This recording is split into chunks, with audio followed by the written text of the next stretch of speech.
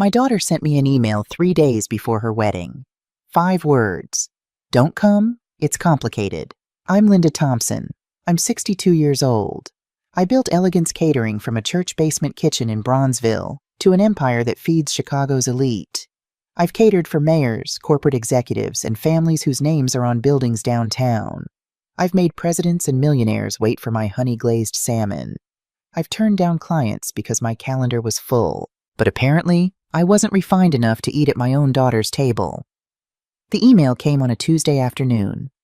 April 8th, 2:47 p.m. I was in my office at our South Side headquarters, reviewing contracts for the Harris wedding that weekend. My phone buzzed. I saw Jasmine's name and smiled. My baby girl, my only child, getting married in 3 days at the Drake Hotel, the same Drake where I'd built my reputation catering their most exclusive events for 15 years. I opened the email. Subject, wedding update. Mama, change of plans. Brandon's family wants intimate ceremony. Family only. You understand, right? We'll send photos. Love, Jazz. I read it 3 times. Then I read it again. Family only. But I was her family. I was her only family on her mother's side. Her father and I divorced 12 years ago, but that didn't change biology. That didn't change the 24 years I'd spent raising her, loving her, building a life so she'd never struggle the way I did. I called her immediately, straight to voicemail. I texted, "Baby, call me. Need to talk about the email." 6 hours later, she responded, "Mama, don't be dramatic. It's just one day." Just one day. The day I'd been dreaming about since she was born. The day I'd been helping plan, or thought I'd been helping plan, for 8 months. The day that was costing $95,000, $60,000 of which I'd already paid. That night, I sat in my house in Hyde Park, the house I bought in 2015, the house with the chef's kitchen I'd always dreamed of, and I tried to understand. I pulled out my planner. Every wedding planning meeting was documented. March 3rd, venue tour at Drake. March 10th, tasting menu with Jasmine and Brandon. March 17th, dress shopping at Saks. March 24th, meeting with the florist. I was there. I participated. I remembered everything. So why was my daughter telling me I wasn't invited to her wedding? Let me take you back so you understand who I am, who I was before all this happened. I grew up in Bronzeville in the 1970s and 80s. My grandmother, Ruth Wilson, raised me after my mother died when I was 7. Grandma Ruth had a tiny kitchen in a brownstone on 47th Street. That kitchen fed half the neighborhood. After church on Sundays, people would stop by for her collard greens and cornbread. During the civil rights movement, she fed organizers and activists who came through Chicago. She taught me that feeding people wasn't just about food. It was about love. It was about community. It was about dignity. "Linda, baby," she'd say, stirring a pot of gumbo, "when you feed someone, you're telling them they matter. You're telling them they belong. Don't ever forget that." I never did. I started cooking professionally in 1982. I was 19 years old. Mrs. Patterson from our church asked if I could cater her husband's funeral reception. 50 people. She paid me $50 and cried when she tasted my lemon pound cake. "This tastes like home," she said. "This tastes like he's still here." That's when I knew. Food was my language. Food was how I loved people. For the next 10 years, I catered small events, church gatherings, birthday parties, family reunions. I saved every dollar. In 1992, I scraped together enough to rent a small commercial kitchen space. I called it Elegance Catering because I wanted people to know that soul food could be elegant, that our food, our culture, our traditions deserve to be treated with the same respect as any French restaurant downtown. I married Robert Thompson in 1990. He was a corporate lawyer at a big firm, smart man, ambitious man. We met at a fundraiser I catered. He loved my ambition. At least he said he did. Jasmine was born in 2000, 24 years ago. I held her in the hospital and promised her she'd have everything I didn't. Education, opportunities, choices. Robert left in 2012 when Jasmine was 12. He left for a 28-year-old associate at his firm. He left behind our marriage and our daughter. In the divorce, I kept my business. He kept his practice. We agreed on joint custody, but Jasmine lived with me most of the time. Robert saw her every other weekend and on holidays. Here's what I remember from that time. Jasmine was 12 years old, confused and hurt. One night, about a month after Robert moved out, she asked me, Mama, did Daddy leave because of your job? What do you mean, baby? He said your job was embarrassing, that you work too much, that you smell like food all the time. I remember sitting very still. I remember choosing my words carefully. Baby, your daddy and I had grown-up problems that had nothing to do with you. My job isn't embarrassing. My job feeds people. My job feeds us. And I'm proud of it. She nodded. But I saw something in her eyes. Something that worried me. She was internalizing Robert's words. She was learning to be ashamed of what I did. I worked harder after that. Not just to prove Robert wrong, but to show Jasmine what was possible. I expanded Elegance Catering. I hired more staff. I pursued bigger clients. By 2015, we were catering for Chicago's elite, corporate events at the Art Institute, weddings at the Four Seasons, fundraisers for politicians and CEOs. And through it all, I made sure Jasmine had the best schools, the best clothes, the best opportunities. I sent her to Latin School of Chicago for high school, $35,000 a year. I drove her to violin lessons and debate team and SAT prep classes. When she got into Northwestern University in 2018, I cried for 3 days straight. Mama, why are you crying? She asked me. Because you're going to have choices I never had, baby. You're going to walk into rooms I couldn't walk into. You're going to build whatever life you want. Mama, when I make it, you won't have to work anymore. I touched her face. Baby, I don't work because I have to. I work because I love it. I work because this is who I am. She smiled. But I wonder now if she heard me. Really heard me. For years, I thought Jasmine and I were close. Really close. She'd come home from Northwestern on weekends and help me in the kitchen. She'd test new recipes. She'd tell me about her classes, her friends, her dreams. In 2020, during COVID, she came home for a year. Took her classes online from my house. We cooked together almost every night. I taught her my grandmother's recipes. I told her stories about Bronzeville, about our family, about the civil rights activists who ate at Grandma Ruth's table. Mama, she said one night, rolling out biscuit dough, I want to make you proud. Baby, I'm already proud. Always have been. No, I mean really proud. I want to be successful. I want to make money. I want people to respect our name. Jasmine, people already respect our name. You know how many families I've fed? How many lives I've touched? She looked at me with this expression I couldn't quite read. That's different, Mama. Different how? Just different. I should have pushed harder on that conversation. I should have asked what she meant. But I didn't. I let it go. Jasmine graduated from Northwestern in 2022, economics degree. She got a job at an investment firm downtown. $65,000 a year starting salary. Good job. Solid job. But the Chicago rent was expensive, so I helped her out. I paid her rent at a Lincoln Park condo, $6,500 a month. I figured she was young, starting out, needed support. That's what mothers do, right? We help our children get established. In 2023, she met Brandon Ashford IV. She told me about him over Sunday dinner at my house. Mama, his family is old Chicago money, real estate. His grandfather founded Ashford Properties. That's nice, baby. What's he like? He's wonderful. He's smart. He's educated.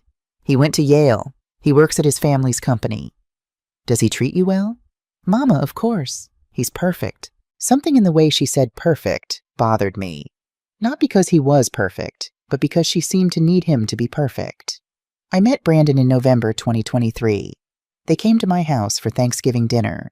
Brandon was polite, very polite, almost too polite. He called me Ms. Thompson the entire night. He complimented the food but barely ate. He asked careful questions about my business. Ms. Thompson, how many events do you cater per year? Depends on the year, usually around 200. That's impressive. Must keep you very busy. It does, but I love it. He nodded, smiled, but the smile didn't reach his eyes. After dinner, I overheard him on the phone outside. Yeah, we're still at her mother's. It's fine, very home-cooked. You know, traditional soul food. It's not really my thing, but Jasmine wanted to come. Not really his thing. I'd spent 18 hours preparing that meal.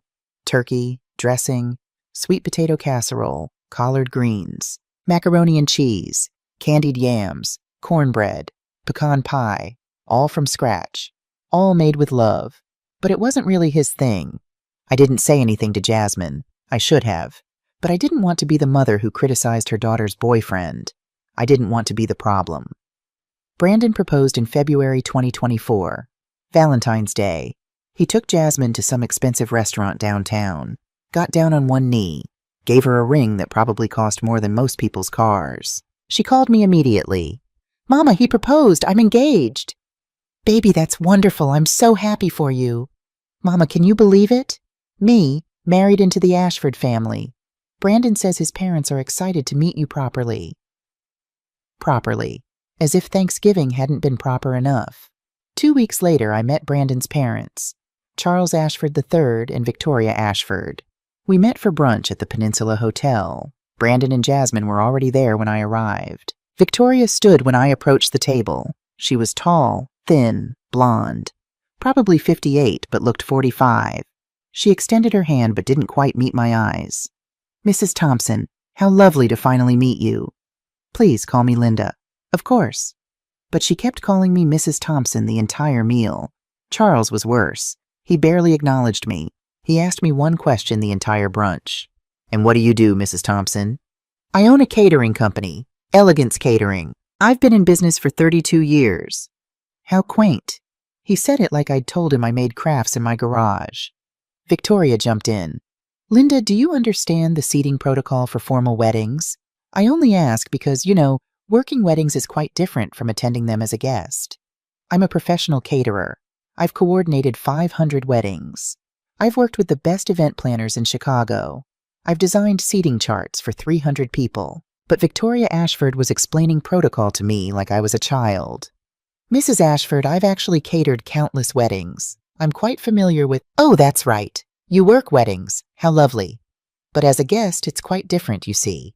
I looked at Jasmine, waiting for her to say something, anything, to defend me, to correct Victoria's condescending tone. She said nothing. She looked down at her mimosa and stayed silent. After brunch, Jasmine and I walked to my car. "Jasmine, why did you let her talk to me like that?" "Like what, Mama?" "Like I don't know anything. Like I'm beneath her." "She was just trying to be helpful, Mama. You're being sensitive." "I'm not being sensitive. She was being condescending." "Mama, please. Brandon's family is traditional. They have certain ways of doing things. Can you just try to get along with them?" Try to get along with them, as if I'd been the problem. Over the next few weeks, something strange started happening. Conversations I remembered clearly, Jasmine claimed never happened. Decisions we'd made together, she said I'd misunderstood. It started small. "Jasmine, I thought we agreed on the Drake Hotel for the venue." "We did, Mama. You said you loved it." "I do love it. I've catered there for years." "Right, but you said you'd feel more comfortable if I handled the planning. You said big formal events make you anxious." "I never said that." "Mama, yes you did. Remember? When we first toured the Drake, you said, 'Baby, this is your day. I'll write the checks. You make the decisions.' Those were your exact words. That wasn't what I said. I'd said, 'Baby, this is your day. I'm here to support whatever you want.' That's different. That's very different." But Jasmine was so confident, so certain. I started questioning myself. Did I say that? Did I forget? The incidents kept piling up. 2 weeks ago, we went dress shopping at Saks. I wore a beautiful burgundy dress I'd bought specifically for the occasion. Jasmine walked right past me in the store. "Mama, I thought you weren't coming." "What? You texted me the appointment time, 10 o'clock Saturday." "No, I texted you to ask if 10 o'clock worked for you, and you said you had a catering event. You said you couldn't make it." I pulled out my phone, showed her the text.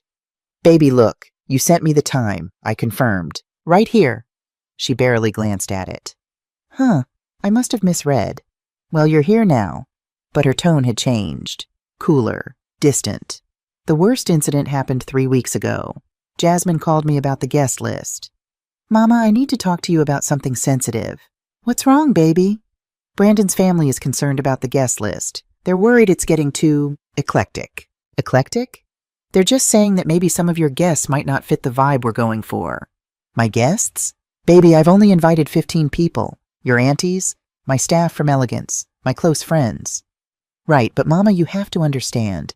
The Ashfords have a certain aesthetic. Very minimal, very modern, very refined." "And my guests aren't refined?" "I didn't say that. But Mama, you know how our aunties are. The big church hats, the loud laughing, the being black? Silence, long silence. Mama, that's not fair. Isn't it? Because it sounds like Brandon's family wants a white wedding, and I'm the complication. You're twisting my words. They just want elegant, sophisticated. And we're not sophisticated. Mama, stop. You're being dramatic again. Dramatic. That's what Robert used to say. Linda, you're being dramatic. It's not about your job being embarrassing. It's just different from what I'm used to. Now my daughter was using the same words. That's when I started to feel it. The fog, the confusion, the doubt. Was I being dramatic? Was I misremembering things? Was I the problem? I called my business partner, Denise Washington. Denise and I have been friends for 25 years. She's seen everything. She knows everything. Denise, am I losing my mind? Girl, what are you talking about? Jasmine keeps saying I said things I don't remember saying. She keeps telling me I'm being too sensitive. I'm starting to feel crazy. Linda, stop. You're one of the sharpest women I know. If you don't remember saying something, you probably didn't say it. But she's so sure, Denise. And I don't want to be the mother who starts problems. Linda Thompson, listen to me. You have never in your life started problems. You've solved problems. You've built problems into solutions. Don't let anyone make you doubt that. Not even your daughter. Which brings us back to Tuesday afternoon, April 8th, 3 days before the wedding. The email. Mama, change of plans. Brandon's family wants intimate ceremony. Family only. You understand, right? We'll send photos. Love, Jazz. I sat with that email for 3 hours. I read every word. I looked for hidden meaning. I tried to understand. Family only. But I was family. I was her mother. The woman who'd birthed her, raised her, sacrificed for her. The woman who'd paid for her education, her housing, her lifestyle. The woman who'd put $60,000 down on this wedding. But I wasn't family enough for the Ashfords. At 6 o'clock I called her. She answered on the 5th ring. Mama, I'm at dinner with Brandon's family. Can this wait? No, it can't wait. Jasmine, what does family only mean when I'm your mother? I heard her sigh. That sigh I'd been hearing more and more lately. The sigh that said I was being difficult. Mama, don't do this. Please don't make this harder than it needs to be. I'm not making anything hard. I'm asking a simple question. Am I invited to your wedding or not? Silence. Voices in the background. Then Jasmine's voice, muffled like she'd covered the phone. Give me a second. It's my mom. She's upset about the email. She came back on the line. Mama, you're being emotional right now. Remember Dr. Williams said you need to work on your reactions when you're stressed? Dr. Williams? Baby, I've never seen a Dr. Williams. Yes, you did, Mama.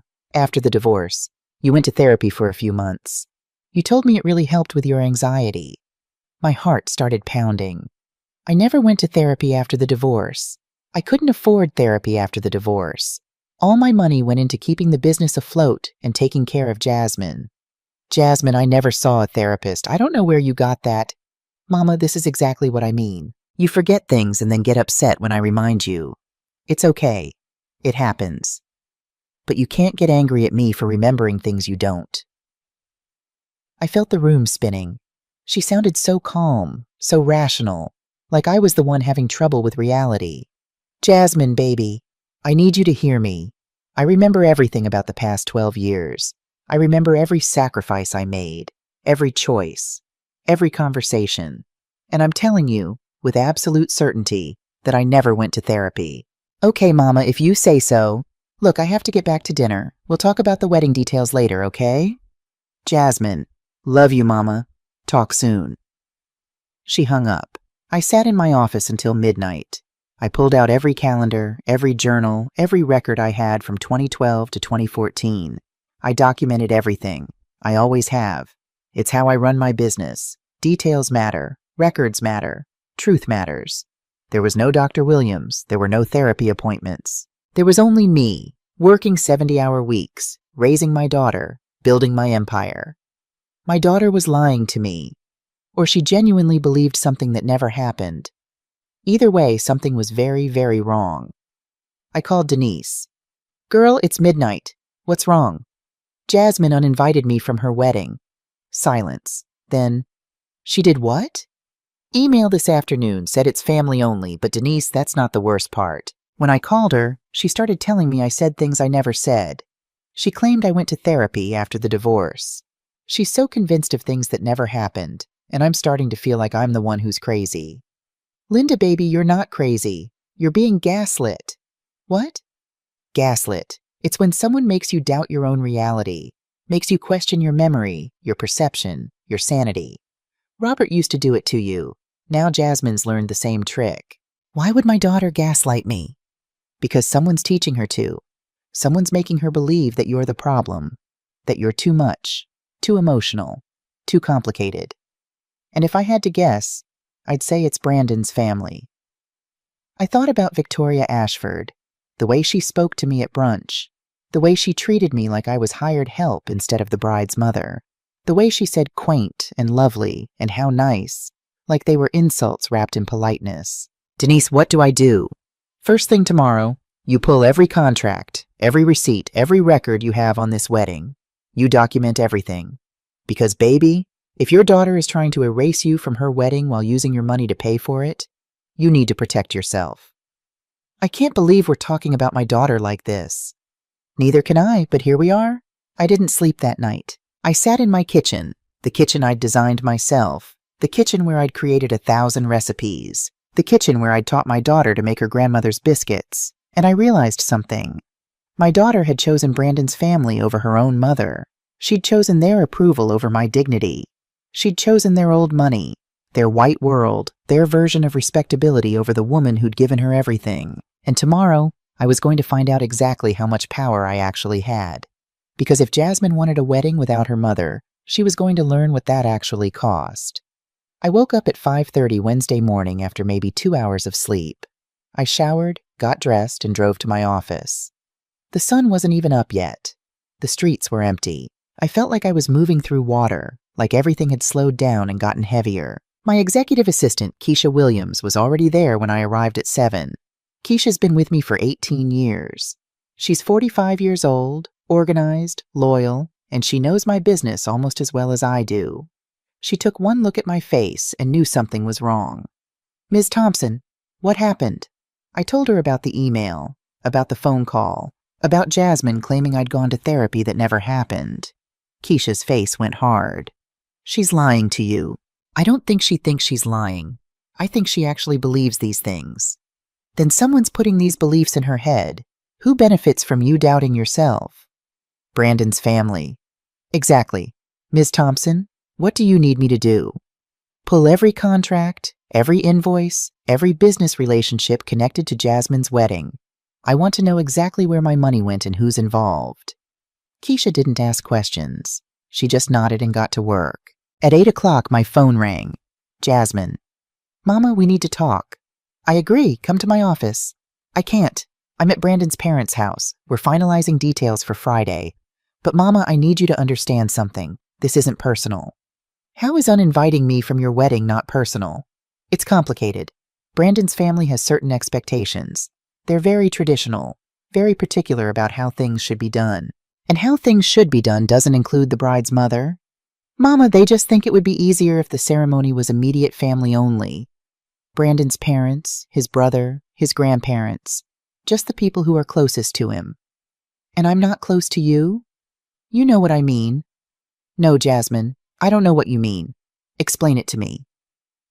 Silence, then carefully. Mama, you know how you can be sometimes. You ask a lot of questions. You have strong opinions. You make people uncomfortable. I felt something cold settle in my chest. I make people uncomfortable. Not on purpose. It's just your way. You're intense. Brandon's family is more reserved, more subtle. They don't really understand your energy. My energy. My grandmother's energy had fed a neighborhood. My energy had built a business from nothing. My energy had raised a daughter as a single mother while running a company. But to the Ashfords, my energy was something uncomfortable, something to be managed, something to be excluded. Jasmine, let me ask you something. When did you start seeing me the way they see me? What? When did you start being ashamed of me? Mama, I'm not ashamed of you. Then invite me to your wedding. Long pause. I can't. Why not? Because Victoria already sent the invitations. She already made the arrangements. Everyone knows it's going to be small and intimate. If I change it now, it'll look weird. Victoria. Not Brandon's mother, not Mrs. Ashford. Victoria, like they were friends, like they were equals, like Victoria Ashford had more authority over my daughter's wedding than I did. Jasmine, who's getting married? You or Victoria? That's not fair. Who's paying for this wedding? Mama, don't start with the money again. I'm not starting with anything. I'm asking a question. Who is paying for the Drake Hotel? Who paid the $60,000 deposit? You did, and I'm grateful. I really am. Grateful enough to invite me? Silence. That's what I thought. Jasmine, I need to go. I have work to do. Mama, please don't be upset. We'll do something special after. Just you and me. We'll have our own celebration. Our own celebration. Like a consolation prize for being excluded from the actual event. Goodbye, Jasmine. I hung up before she could say anything else. At 11:30, Denise called. Linda, I need you to meet me for lunch. Now. Denise, I'm in the middle of now. There's something you need to see. We met at a small cafe in Hyde Park. Denise arrived with her iPad and a look on her face I'd never seen before, somewhere between anger and heartbreak. What's going on? Last night after we talked, I couldn't sleep, so I did some digging. You know my niece Amber works at Ashford Properties, right? I didn't know that. Administrative assistant. She hears things. And last night I called her and asked if she'd heard anything about Brandon's wedding. My stomach dropped. What did she hear? Denise pulled up something on her iPad. She heard Victoria Ashford talking to her assistant. About you. About Jasmine. About the wedding. She turned the iPad toward me. It was an email chain.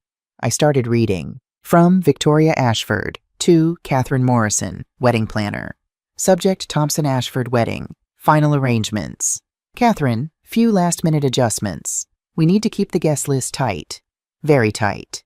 Brandon's family and close friends only. The bride's mother situation is being handled delicately. She won't be attending the ceremony.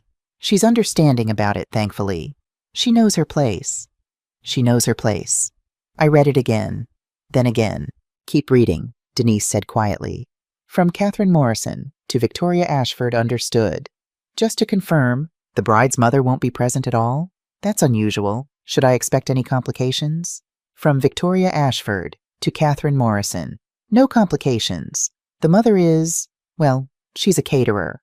Very sweet woman, but not quite our social circle. You understand. Jasmine agrees it's better this way. The mother can see photos afterward. She'll be fine. Not quite our social circle. The mother can see photos afterward. She'll be fine. I pushed the iPad away. My hands were shaking. There's more, Denise said. Amber heard Victoria on the phone yesterday with one of her friends. She said, and I quote, "We're working on integrating the girl properly. She's moldable, thank God. The mother is the complication. Too Southside, too proud, too present. But we're handling it. Too Southside, too proud, too present." I thought about every conversation I'd had with Jasmine over the past few months. Every time she'd questioned my memory. Every time she'd told me I was being too sensitive.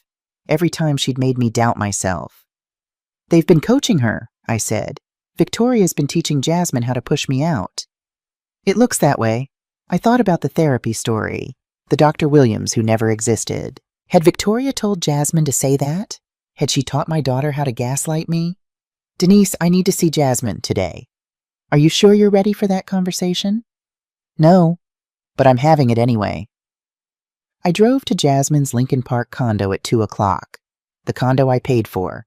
$6,500 a month for the past 2 years. That's $156,000. I'd never mentioned it. Never asked for gratitude. That's what mothers do, right?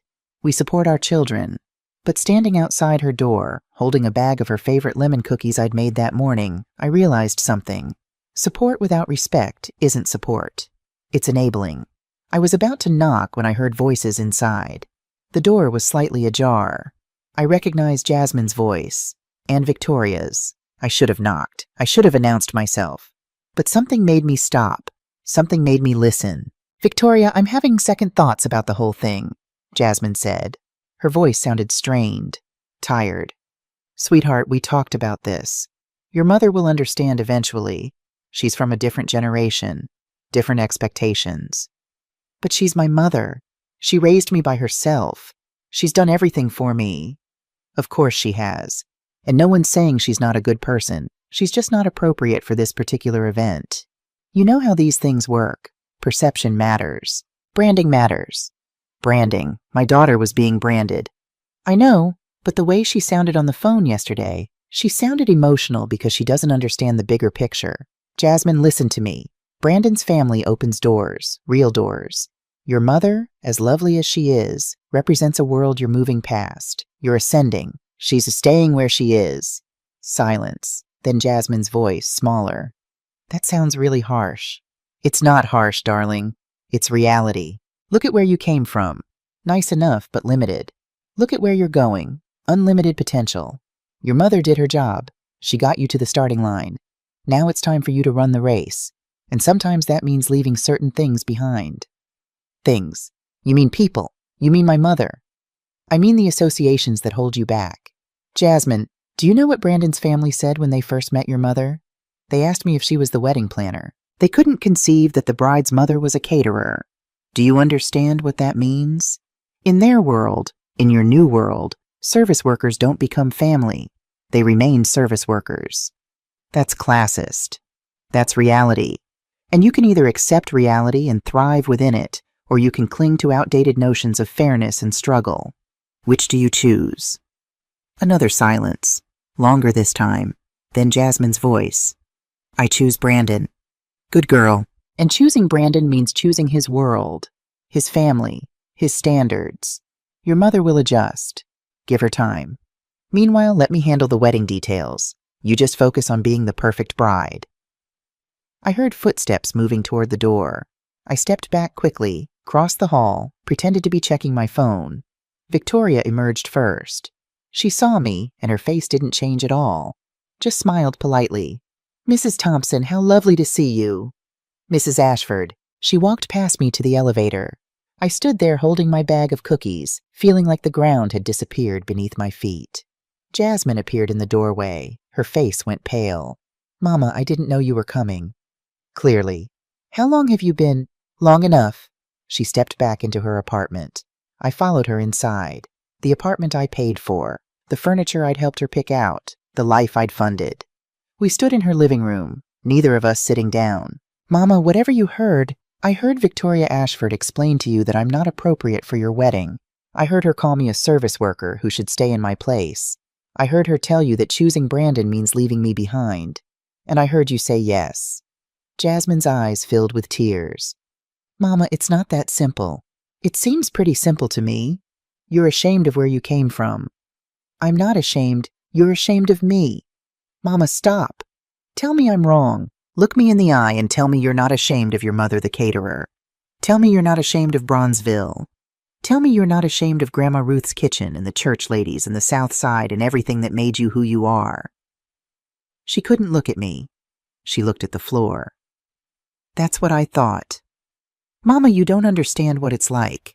Brandon's family is different. They have expectations, standards. If I don't meet those standards, they'll what? Stop loving their son? Disinherit him? Jasmine, listen to yourself. You're twisting yourself into knots to please people who think you're not good enough anyway. They don't think that. They think you need to be integrated. They think your mother is a complication. They think you're ascending by leaving me behind. Those are Victoria's words, baby, not mine. Jasmine sat down on her couch, tears running down her face. Mama, I'm trying to build a life, a good life, a successful life. And you think you can't have that life with me in it? I think it's easier without certain complications. There it was. The truth. I was a complication. I set the bag of cookies on her coffee table. Jasmine, let me tell you something about complications. I was a complication when I was pregnant at 19 and your grandmother wanted me to give you up. I was a complication when I stayed married to your father even though he was embarrassed by my work. I was a complication when I built a business from nothing while raising you alone. And every single time I chose you over easy. I chose you over simple. I chose you over comfortable. Mama, but you're not choosing me. You're choosing the people who think I'm beneath them. And baby, that's your right. You're an adult. You get to make that choice. But don't you dare tell me I don't understand. I understand perfectly. I walked to the door, stopped, turned back. One more thing. Victoria asked you who you choose, Brandon or me. That was a false choice. The real choice is this. Do you choose people who love you for who you are, or people who only love you for who they can make you into? Mama, please don't leave like this. I'm not leaving, baby. You already left. I'm just accepting it. I walked out, got in my car, drove back to my office, and I didn't cry. Not yet, because I had work to do. Keisha was waiting in my office with 3 folders. She spread them across my desk. Ms. Thompson, you need to see this. The first folder, Drake Hotel Contracts. You've been their exclusive caterer for 15 years. But more than that, remember 2020? When COVID hit and hotels were hemorrhaging money? I nodded. Drake needed capital for renovations and operating expenses. You invested $500,000 through your LLC for a 15% partnership stake. I'd forgotten about that. It had been a business decision. Help a partner, make a smart investment, diversify my portfolio. What are you saying? I'm saying you don't just cater at Drake Hotel. You partially own it. You're a stakeholder, and the contract has a clause. Any event booked through the hotel can be reviewed by stakeholders if it conflicts with Elegance Catering's business principles. I stared at the contract, my signature, my investment, my ownership. Jasmine had booked her wedding at a hotel I partially owned and excluded me. What else? Keisha opened the second folder. Your vendor relationships. I mapped them all. She'd created a chart. It was comprehensive, detailed, damning. Floral designer, Petal and Stem Company. Owner, Rebecca Martinez. Connection. You gave her first major contract in 2015. Referred her to 60-plus clients since. Her daughter is goddaughter to Denise. Photography, Moment Capture Studios. Owner, Isaiah Brooks. Connection. You mentored him when he was starting out. Got him his first corporate gig. He credits you in every interview as the person who believed in him. String Ensemble, Harmony Strings, Chicago Manager, Patricia Chen. Connection. You introduced them to the luxury event market. They've done 100-plus events with Elegance Catering. Consider you their primary referral source. Wedding planner, Morrison Events. Owner, Catherine Morrison, from the email. Connection. You've worked together on 200-plus events. She uses Elegance Catering for 80% of her weddings. Every single vendor Jasmine had hired was connected to me. Not just casually connected, deeply, professionally, financially connected. They're all beholden to you, Keisha said. Not because you demanded loyalty, but because you built relationships. You helped these people. You made their businesses possible. They owe you. The third folder, Financial Summary. Keisha had documented every dollar I'd spent on Jasmine since the divorce. Northwestern tuition and expenses, $312,000. Lincoln Park rent, 2 years, $156,000. Tesla Model 3, down payment and monthly, $48,000. Credit card payments, clothes, travel, lifestyle, $127,000. Graduate school application expenses, $8,000. Furniture and household setup, $23,000. Health insurance, family plan, $45,000. Miscellaneous support, groceries, gifts, emergencies, $91,000. Total, $810,000, almost $1 million. Spent on a daughter who'd decided I wasn't refined enough for her wedding. What about the wedding costs so far? I asked. Drake Hotel deposit, $25,000. Catering deposit with your company, $18,000. Flowers, $8,000. Photography, $5,500. Music, $3,500. Wedding planner, $6,000. Total deposits, $66,000. $66,000 I'd already paid. For a wedding I wasn't invited to attend. I sat back in my chair, looked at the numbers, looked at the relationships, looked at the power structure that Jasmine and the Ashfords had failed to see.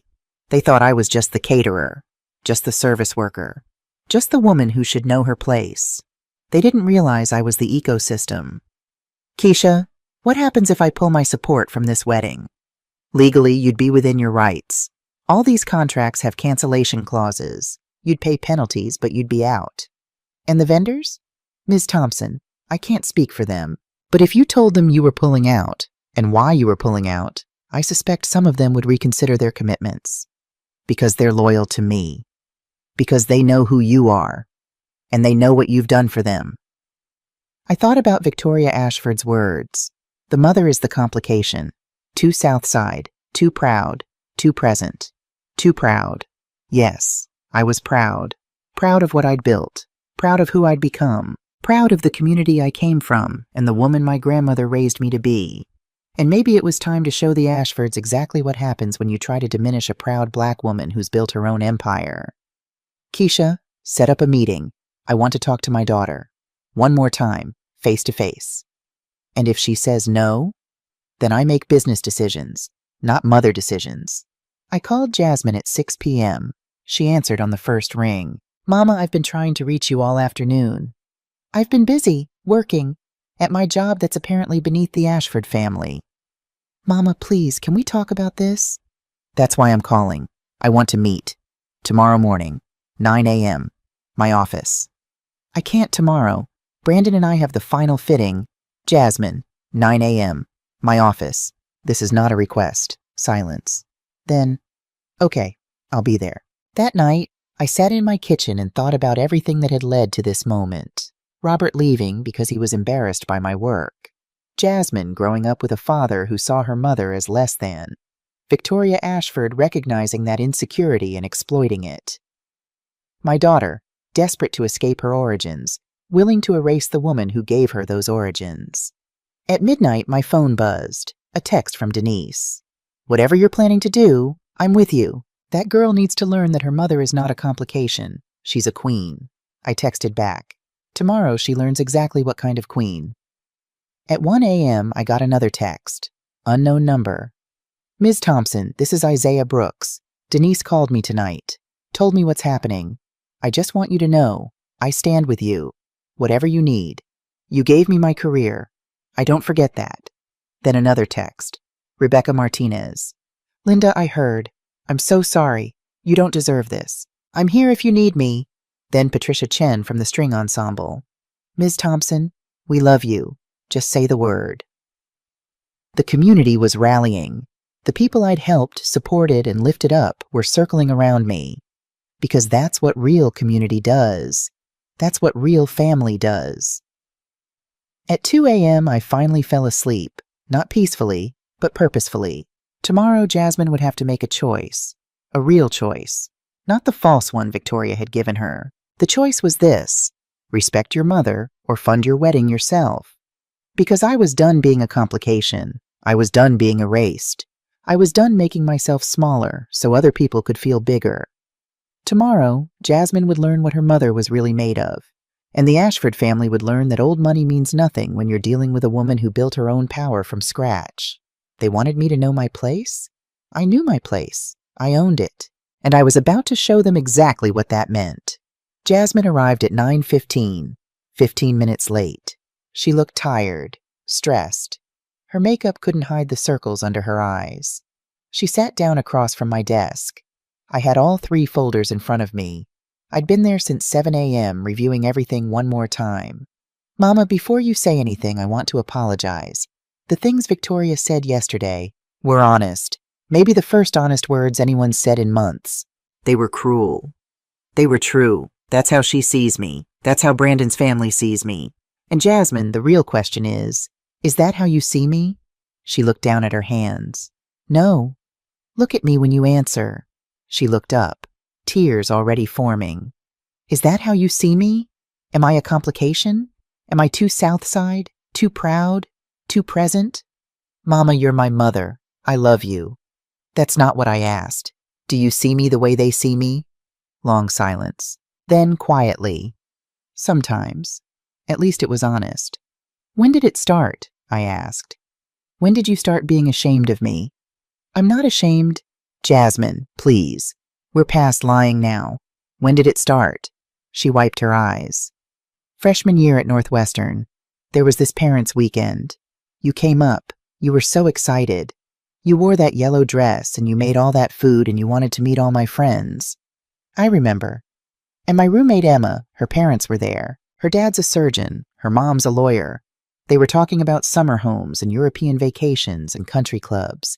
And you started telling them about Elegance Catering, about how you built it from nothing, about Grandma Ruth's kitchen. What's wrong with that? Nothing was wrong with it, Mama. But Emma's mom asked what you did. And when you said catering, she said, "Oh, how quaint, like a little side business." And you said, "No, it's my career. It's my life." And she just smiled and changed the subject. I remember that woman. She was condescending. She was. But Mama, after you left, Emma asked me if you went to college. And I realized that in her world, in that world I was trying to enter, what you did didn't count. Building a business didn't count. Being successful on your own terms didn't count. Only certain kinds of success counted. Only certain kinds of people counted. And you wanted to be one of those people. I wanted to be taken seriously. I wanted people to see me as more than the scholarship kid whose mom caters parties. So you started distancing yourself from me. Not consciously, but yeah. I stopped inviting you to campus events. I stopped talking about you to new friends. When people asked about my family, I'd talk about Dad being a lawyer, but I'd barely mention you. I made you smaller so I could seem bigger.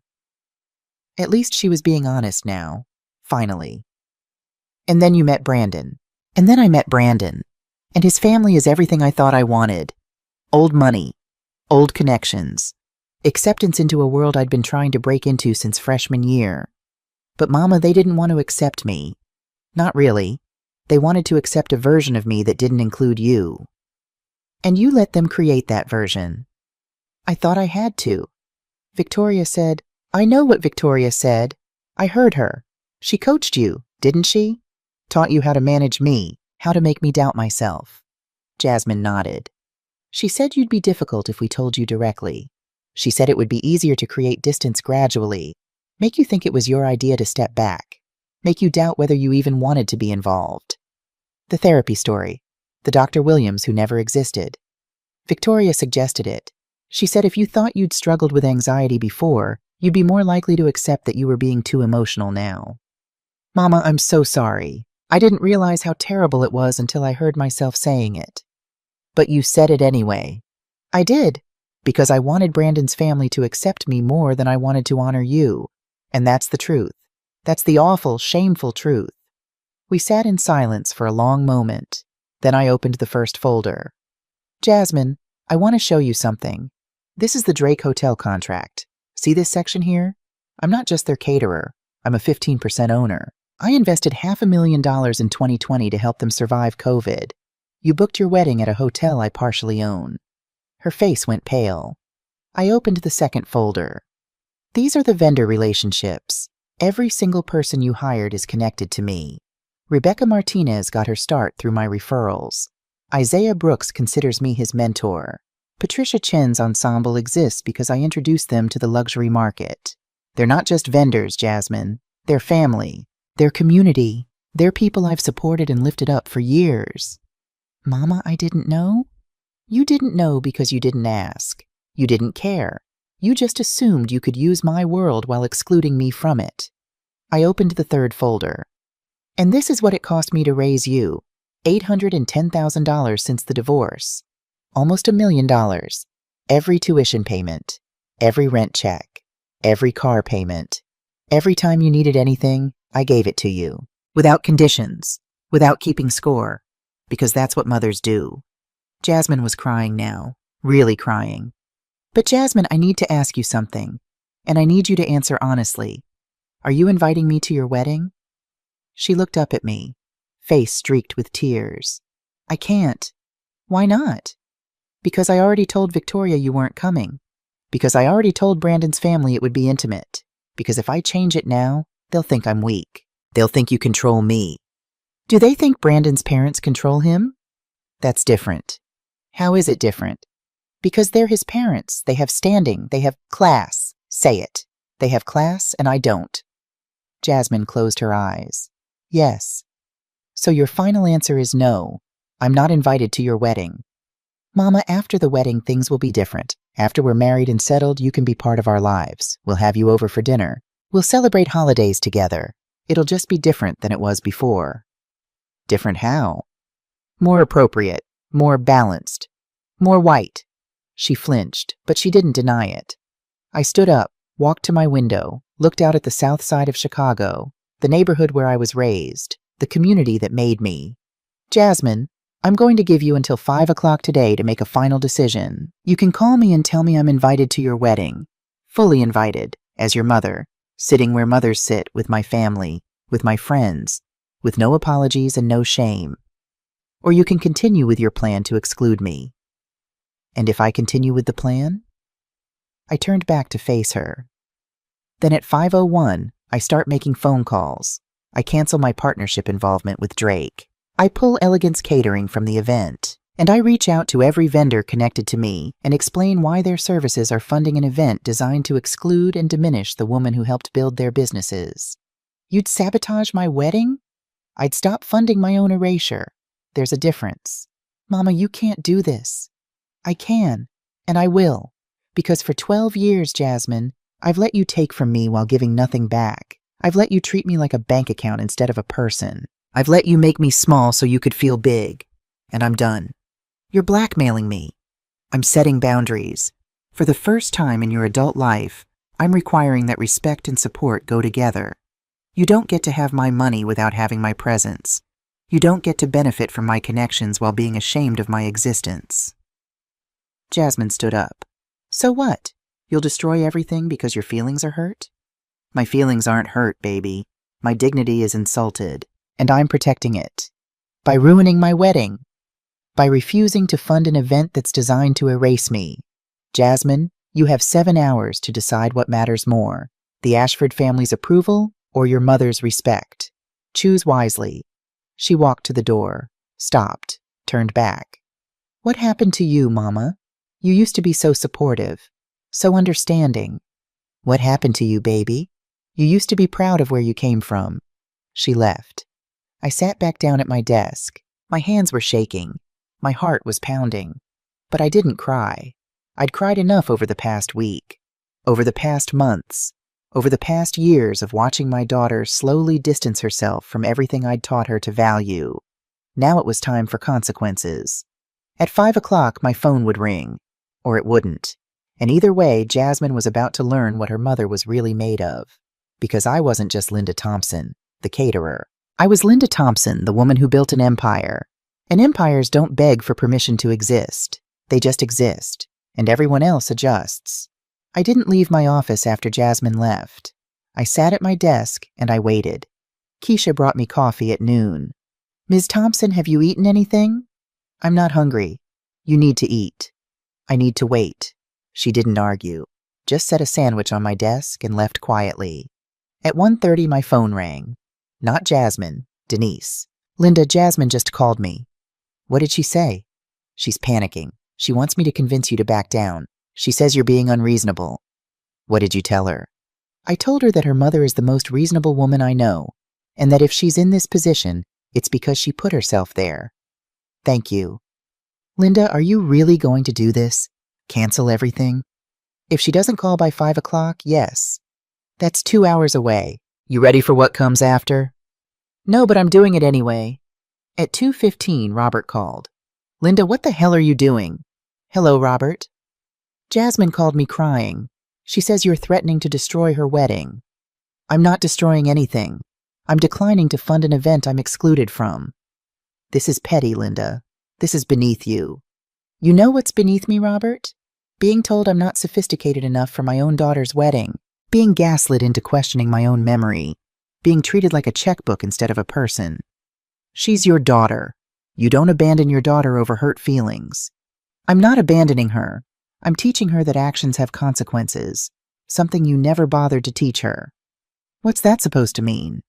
It means you spent her entire childhood telling her that my work was embarrassing, that I was too much, too loud, too black, too proud. You planted these seeds, Robert. Don't act surprised now that they've grown.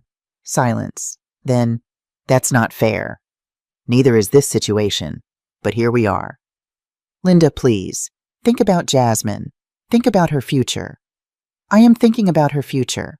I'm thinking about the kind of woman she'll become if she learns that she can treat people terribly and face no consequences. I'm thinking about whether I want to enable that. You're her mother. Exactly. I'm her mother. Not her ATM. Not her servant. Not her complication. Her mother. And mothers deserve respect. I hung up. At 3 o'clock, Victoria Ashford called. I almost didn't answer, but I did.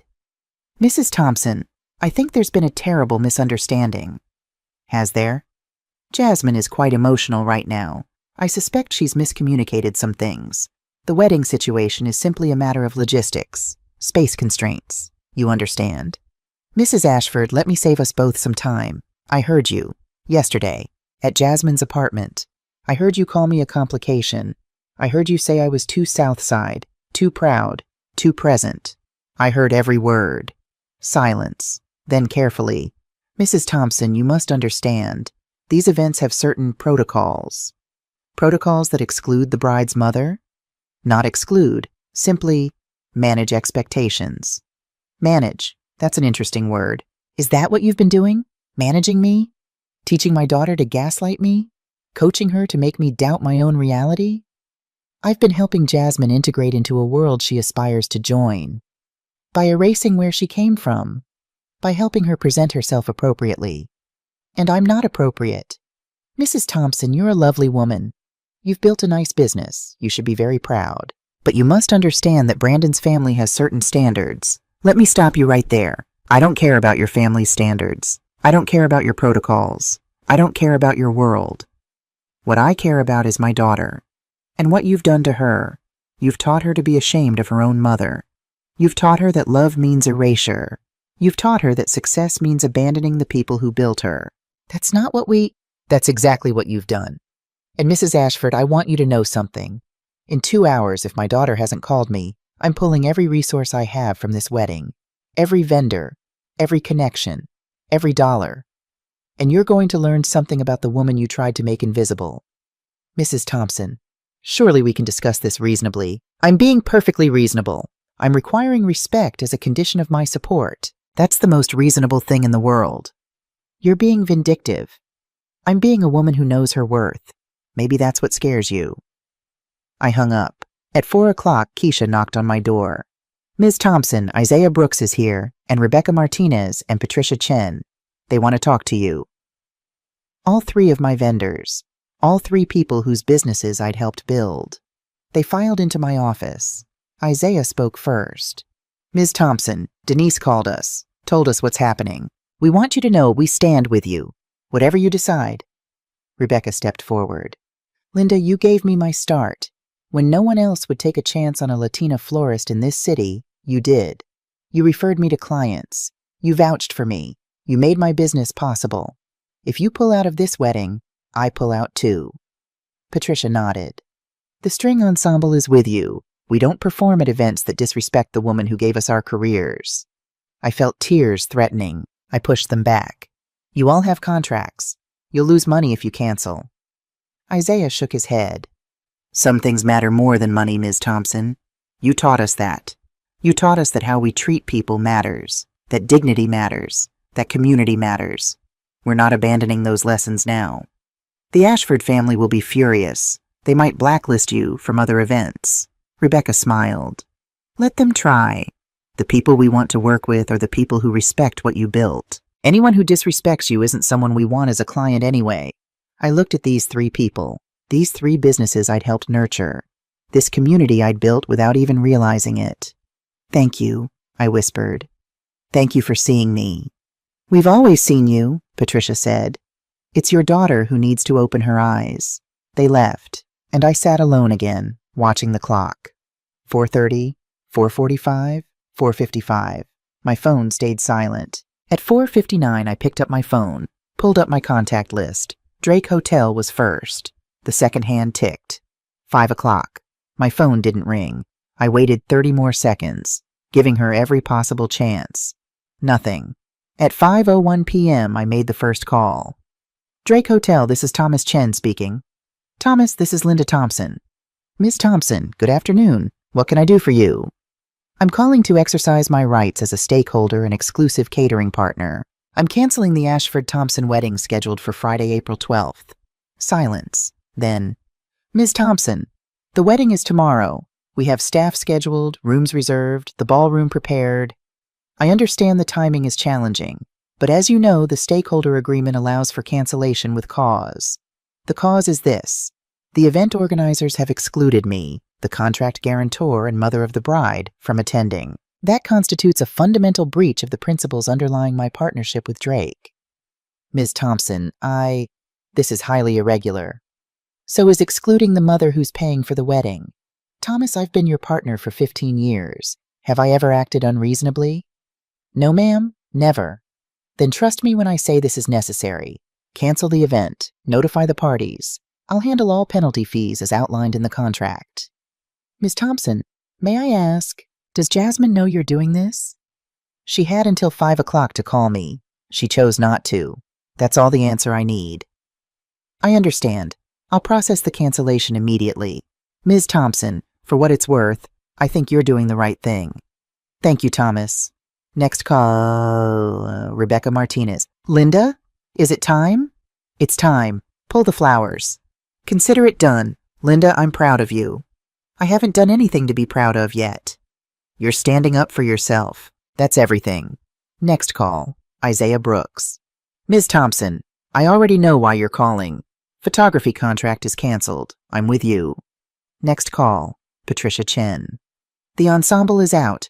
Linda, we love you. You deserve better than this. Next call, Catherine Morrison, the wedding planner. Catherine, this is Linda Thompson. Ms. Thompson, I've been expecting your call. You've seen the emails. You know what's been happening. I do. And Mrs. Thompson, I want you to know, I never felt comfortable with any of it. Excluding a mother from her daughter's wedding is unconscionable. I should have said something. I should have refused the job. You have bills to pay, Catherine. I understand. That's not an excuse. But if you're calling to tell me you're pulling out, you should know. I'm pulling out too. I don't want any part of an event built on disrespect. Catherine? No, Ms. Thompson. Some lines shouldn't be crossed. This is one of them. I'll notify the Ashfords. I'll refund my fees. And I'll make it very clear why I'm stepping away. One by one, the dominoes fell. The vendors who'd built their businesses alongside mine, who understood community and loyalty and respect, all withdrew. At 5:45 p.m., my phone finally rang. Jasmine. Mama, what did you do? I made business decisions. I just got a call from Drake Hotel. They said the wedding is canceled. They said you canceled it. That's correct. Mama, the wedding is tomorrow, 24 hours away. People are traveling. People are already in Chicago. Brandon's entire family is here. Then they can enjoy Chicago. I hear it's lovely this time of year. This isn't funny. You're right. It's not funny. It's tragic. Tragic that my own daughter chose a family that despises her over the mother who built her. They don't despise me. They despise everything about you that isn't useful to them. They despise your background. They despise your mother. They despise the South Side. They tolerate you only because you're willing to erase yourself to please them. That's not true. Then why am I not invited to your wedding? Silence. Because I asked you 7 hours ago to make a choice, and you chose them. So now you get to live with that choice. Mama, please, I'll fix this. I'll call Victoria. I'll tell her you're coming. I'll make it work. It's too late, Jasmine. It's not too late. The wedding isn't until tomorrow. It's too late because you had months to do the right thing. Months to stand up for me. Months to tell the Ashfords that your mother was non-negotiable. But you didn't. You chose the easy path. You chose approval over integrity. And now you get to face the consequences. You're destroying my wedding to teach me a lesson? I'm protecting my dignity. There's a difference. Mama, I'm begging you. Please, please don't do this. And there it was. The begging, the pleading, the same tone she'd used when she was 5 years old and wanted ice cream before dinner. The same manipulation that had worked for 24 years. But not today. Jasmine, I love you. I will always love you. But I will not fund my own erasure. I will not pay for people to treat me as less than. I will not teach you that disrespect has no consequences. So what? I just don't get married? You can still get married. Just not on my dime, not at my hotel, not with my vendors, not with my blessing while you're ashamed of my presence. I'm not ashamed. Then prove it. Have a wedding that includes me. A real wedding, where I sit with my family, where I'm acknowledged as your mother, where the South Side comes to celebrate with the North Shore, where black and white mix without shame. Have that wedding, and I'll support you completely. I can't do that to Brandon's family. Then you can't have my support. It's that simple. I heard her crying. Really crying. The kind of crying that comes from the soul. Mama, I don't know what to do. Figure it out, baby. You're an adult. You're about to be someone's wife. Figure out what kind of woman you want to be. The kind who stands up for her mother? Or the kind who abandons her for acceptance? I hung up, and then I let myself cry. Friday, April 12th, the day that was supposed to be my daughter's wedding. I woke up at 6 a.m. I didn't sleep much. Maybe 2 hours total. I kept thinking about Jasmine, about what she must be going through, about whether I'd been too harsh. But then I remembered Victoria's voice. The mother is the complication, too South Side, too proud, too present. And I remembered that sometimes love means boundaries. Sometimes love means consequences. At 8 a.m., Denise called. Linda, you need to see this. See what? Check social media. Check the hashtag. I pulled up Instagram. Searched for hashtag Ashford Thompson wedding. The first post was from yesterday evening. A guest who'd flown in from New York. Just arrived in Chicago for the Ashford Thompson wedding tomorrow. Can't wait to celebrate at the Drake. Hashtag Ashford Thompson. Wedding. Hashtag Chicago wedding. Comments from other guests confirming attendance. Excitement. Photos of Chicago. Then posted at 11 p.m. last night. Update, wedding canceled. Just got an email from the venue saying the event is no longer happening. Anyone know what's going on? Hashtag Ashford Thompson wedding. The comments exploded. What? I flew from California for this. We drove 6 hours. What happened? This is insane. Who cancels a wedding 12 hours before? Then someone posted a screenshot. An email from Catherine Morrison, the wedding planner. Dear guests, I regret to inform you that the Ashford Thompson wedding has been canceled. The cancellation stems from fundamental disagreements about family values and the treatment of the bride's mother, who was excluded from attending her own daughter's wedding despite funding the entire event. I could not in good conscience continue my participation in an event built on such disrespect. I encourage you to spend your time in Chicago supporting local businesses in Bronzeville and the South Side, the communities that raised the bride, even if she's forgotten them. Catherine had gone scorched earth. The comments shifted. Wait, they excluded the mother? The bride's mom was paying for the wedding and wasn't invited? That's disgusting. I don't blame the mother for canceling. I'd do the same thing. Then Isaiah Brooks posted on his professional photography account. I was scheduled to photograph the Ashford Thompson wedding today. I withdrew from the contract after learning that Ms. Linda Thompson, the bride's mother, a pillar of Chicago's culinary community, and the woman who gave me my first major photography contract, was deemed inappropriate for her own daughter's wedding. I stand with Ms. Thompson. Some events don't deserve to be documented. Hashtag respect your elders. Hashtag Linda Thompson. Thousands of likes. Hundreds of comments supporting me. Rebecca Martinez posted photos of the flower arrangements she'd created. Beautiful white roses and peonies with the caption, "These flowers were meant for a wedding today. A wedding that excluded the mother who paid for them. I'm a mother. I'm a business owner. I'm a woman who understands that success means nothing if you forget where you came from. These flowers will instead be donated to Southside nursing homes in honor of Ms. Linda Thompson and her grandmother Ruth Wilson, who taught a generation of us how to feed our community with love. Hashtag Linda Thompson. Hashtag Bronzeville Proud." The support kept coming. People I didn't even know. People sharing stories about their own mothers. People talking about class, race, respect, dignity. The hashtag evolved. Hashtag Ashford Thompson. Wedding became hashtag I stand with Linda. Then at noon, the article dropped. Chicago Tribune, lifestyle section. Chicago caterer cancels daughter's wedding after being excluded. A story about class, race, and respect. Someone had talked to the press. Maybe Catherine, maybe Isaiah, maybe multiple people. The article was fair, detailed. It included quotes from vendors supporting me. It included background on Elegance Catering and my 32-year history in Chicago. It included the economic impact I'd had on local businesses. and it included a quote from a source close to the Ashford family. The Ashfords felt the wedding should reflect a certain aesthetic. The bride's mother, while accomplished in her field, didn't fit the vision they had for their son's marriage. It was never personal. It was simply about maintaining standards. The comments on the article were overwhelmingly on my side. Maintaining standards equals maintaining racism and classism. This woman built a business from nothing and her daughter is ashamed of her? Shameful. The Ashfords sound like exactly the kind of old money trash that gives Chicago a bad name. At 2 p.m., my phone rang. Unknown number, I answered. Ms. Thompson, this is Brandon Ashford. I sat up straight. Mr. Ashford, I wanted to call and apologize for everything.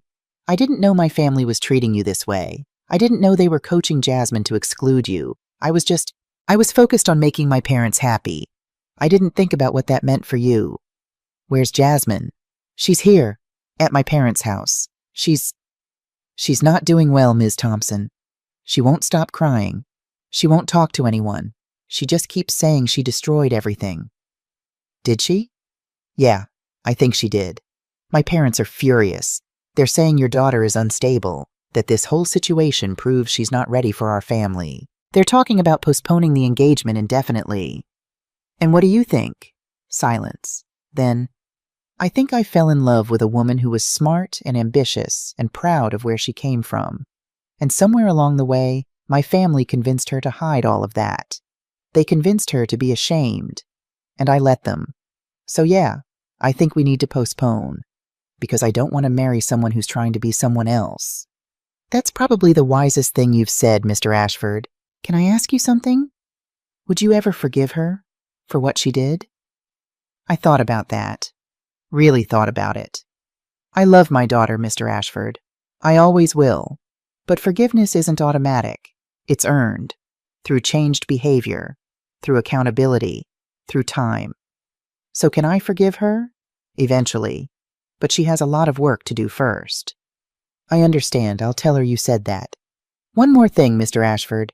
Your family called my daughter moldable. They saw her blackness, her background, her community as things to erase. If you ever want a real relationship with her, not the version your family tried to create, you'll need to stand up to them. You'll need to tell them that she's not a project. She's a person. And she comes with a history and a family and a community that deserve respect. I know. I'm working on that. Work harder. I hung up. 2 weeks later, Jasmine didn't call for 10 days. 10 days of silence. 10 days of me wondering if I'd lost her forever. 10 days of second-guessing every decision I'd made. But I didn't call her. I didn't chase her. I'd spent 24 years chasing her love. Now it was her turn to decide what she wanted. On day 11, she showed up at my house. No call, no text. Just knocked on the door at 8 p.m. on a Tuesday. I opened the door. She looked terrible. No makeup, hair pulled back, red eyes. She'd been crying a lot. Mama? Jasmine, can I come in? I stepped aside. She walked into my living room, sat on the couch where she'd sat 1,000 times before, but this time felt different. Brandon and I are taking a break, she said. His family, they said things about me, about you, about us, things I didn't want to hear. What kinds of things? They called me ungrateful, uppity. They said I should be grateful they even considered me. They said black women from the South Side don't usually get opportunities like this. They said I was lucky Brandon saw potential in me. And what did you say? I said they were right, that I'd been lucky, that I understood they were taking a risk on me. My heart broke a little more. And then what happened? Victoria laughed. She said, "Oh, sweetie, you really don't get it, do you? We weren't taking a risk. We were doing charity. We were saving you from a life of serving canapes like your mother." And that's when I realized they never loved me. They loved the idea of me, the project, the black girl they could mold into something acceptable. How did that feel? Like everything you tried to tell me, like everything you warned me about. Mama, I'm so sorry. I'm so sorry. She started crying, deep, soul-wrenching sobs. I sat down next to her, not touching her yet, just being close. Jasmine, I need you to understand something. I'm not sorry I canceled the wedding. I'm not sorry I set boundaries. I'm not sorry I protected my dignity. I know, but I am sorry that it took this much pain for you to see what was happening.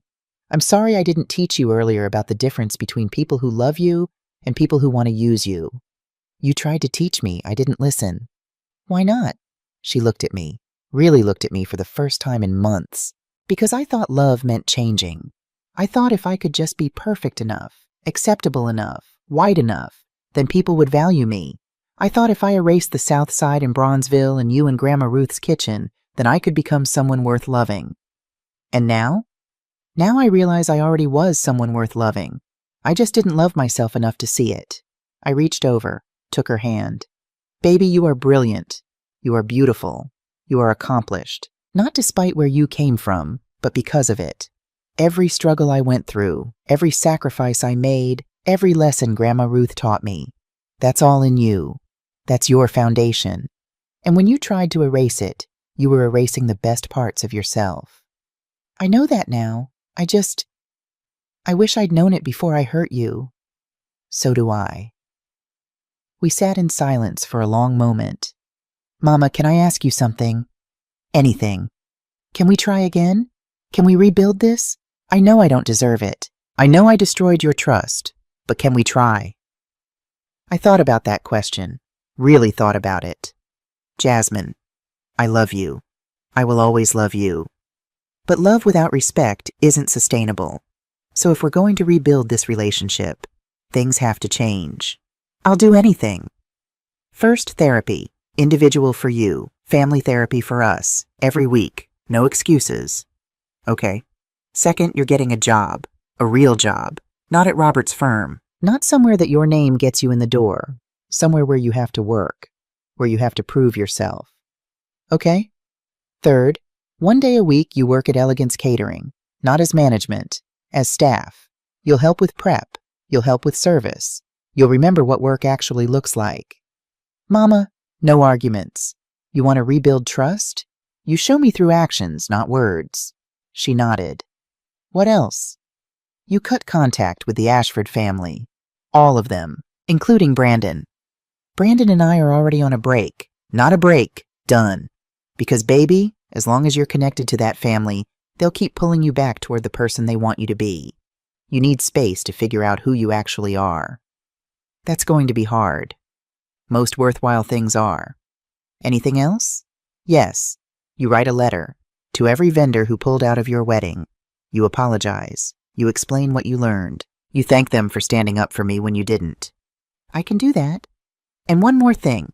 You come with me next Sunday to Grandma Ruth's old church in Bronzeville. We sit with the aunties. We eat their collard greens and cornbread. We listen to their stories. And you remember where you came from. Jasmine started crying again, but this time it was different. Not hopeless tears, healing tears.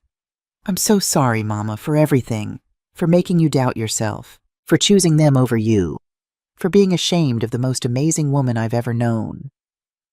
I pulled her into my arms, held her the way I held her when she was little, when the world was simple and love was uncomplicated. I forgive you, baby, but you have to forgive yourself, too. You have to forgive yourself for being human, for making mistakes, for getting lost. What matters now is whether you can find your way back. Will you help me? Every step of the way. But Jasmine, I need you to understand, I'm not going back to who I was before. I'm not going back to being the mother who enables everything and requires nothing. That woman almost lost herself. The woman I am now has boundaries, has expectations, has self-respect. I like this woman better. So do I.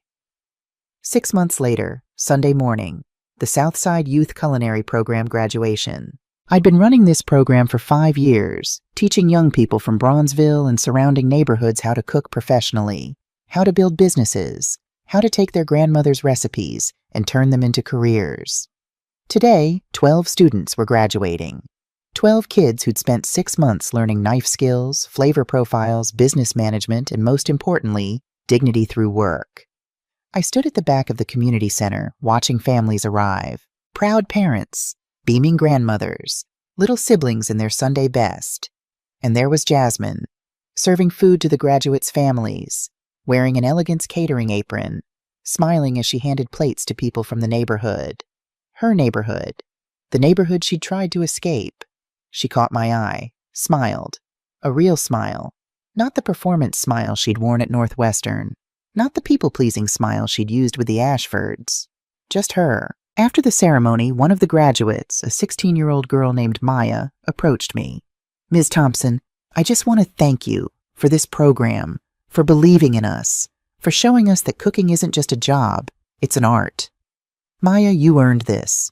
You showed up every single day. You worked hard. You listened. You learned. I just created the space. You did the work. My mama wants to meet you. She's been telling everyone in church about how her daughter is going to be a chef like Linda Thompson." Her mother approached. A woman about my age wearing a beautiful purple dress and the biggest smile I'd ever seen. "Ms. Thompson, I'm Beverly Johnson, Maya's mama. I just want to thank you for what you've done for my baby. She comes home every week talking about you, about your grandmother, about Bronzeville. You're teaching her more than cooking. You're teaching her pride. Mrs. Johnson, Maya's extraordinary. She has real talent. She gets it from her grandmother. That woman could make a meal out of nothing and have it taste like everything. Just like you." I felt tears forming. That's the highest compliment anyone could give me. After the families left, Jasmine and I cleaned up together. She washed dishes. I dried. "Mama?" "Yes, baby?" "Thank you for not giving up on me." "I didn't give up on you. I gave up on the version of you that wasn't real. I waited for the real you to come back. I'm working on it. Therapy is helping. I'm learning a lot about myself, about why I was so desperate for the Ashfords' approval." "What are you learning?" "That I was trying to earn from strangers what I should have valued in myself. That I was looking for validation in all the wrong places, that the approval I needed most was my own." "That's good work, baby." "I'm also learning that I was following Dad's blueprint. He taught me that Mom's work was shameful, that ambition meant leaving the South Side behind, that success meant becoming someone else. I didn't realize I'd internalized all that until therapy. Your father has his own issues to work through. He called me last week, said he's been thinking about how he treated you during the marriage, how he made you feel small so he could feel big. He said he's sorry. For all of it. That's between him and his conscience. He wants to apologize to you, too. Maybe someday I'll be ready to hear it." We finished the dishes in comfortable silence. Then Jasmine turned to me. "Mama, I got a job at a nonprofit, Southside Economic Development Initiative. I start Monday." "That's wonderful, baby. What will you be doing?" "Helping small businesses access capital and resources, helping people like you when they were starting out, people who have big dreams but limited access." I felt pride bloom in my chest. "That's perfect for you." "I know. And Mama? They asked if you'd be willing to come speak to their clients. Share your story. Talk about building elegance from nothing." "I'd be honored." She hugged me. A real hug. Not performative. Just grateful. "Mama, I know I can't undo what I did. I can't give you back the wedding you should have attended. But I want you to know, when I do get married, if I ever get married again, you're not just invited. You're walking me down the aisle. You're giving a speech. You're at the center of everything. Because you're my mother. And I'm proud of that. I'm proud of you. I'm proud of you too, baby. Proud of the work you're doing. Proud of the woman you're becoming." That night I sat in my kitchen, the kitchen where I'd created 1,000 recipes, the kitchen where I'd taught my daughter to make biscuits, the kitchen where I'd cried over contracts and celebrated victories and built an empire one meal at a time. I thought about the past 6 months, about the pain, about the growth, about the lesson that sometimes the most loving thing you can do is refuse to accept less than you deserve. People ask me if I regret canceling Jasmine's wedding, if I wish I'd handled it differently, if I think I was too harsh. Here's what I tell them. I don't regret protecting my dignity. I don't regret teaching my daughter that love without respect is just pretty words wrapped around emptiness. I don't regret standing up for myself when everyone told me to be quiet and accept my place. What I regret is waiting so long to do it. I regret every time I made myself smaller so someone else could feel bigger. I regret every time I accepted disrespect because I was afraid of conflict. I regret teaching my daughter, through my own behavior, that a mother's love should come with no expectations of mutual honor. But I don't regret what I did, because sometimes the most radical act of love is saying no. Sometimes the best thing a mother can do is show her daughter what self-respect looks like. Even when it's hard. Even when it costs something. Even when everyone calls you vindictive or petty or unreasonable. The cruelest manipulation isn't the lying. It's making you doubt yourself. Making you question your own memory, your own worth, your own reality. It's teaching you to be grateful for scraps when you deserve the whole meal. Victoria Ashford tried to make me believe I was too South Side, too proud, too present, too much. She was right about one thing. I am proud. I'm proud of my grandmother's kitchen. I'm proud of Bronzeville. I'm proud of the 32 years I spent building something from nothing. I'm proud of being the kind of woman who feeds people with love and expects respect in return. And if that makes me too much, then I'm too much. Unapologetically, completely, permanently. Getting that pride back after it's been taken from you, that's the real work. Learning to trust yourself again after someone has taught you to doubt everything you know, that's the journey. And I do it every single day. Because love that requires you to be less than you are isn't love. It's just another kind of hunger, and I don't serve that anymore. I serve truth. I serve dignity. I serve community. I serve love that sees you completely and honors all of you. That's what my grandmother taught me. That's what I'm teaching my daughter now. That's what I'll teach my grandchildren someday. Feed people with love. Expect respect in return. Know your worth. Protect your dignity. Build your community. And never ever let anyone make you small to accommodate their comfort. My name is Linda Thompson. I'm 62 years old. I built an empire from a church basement, and I'm just getting started.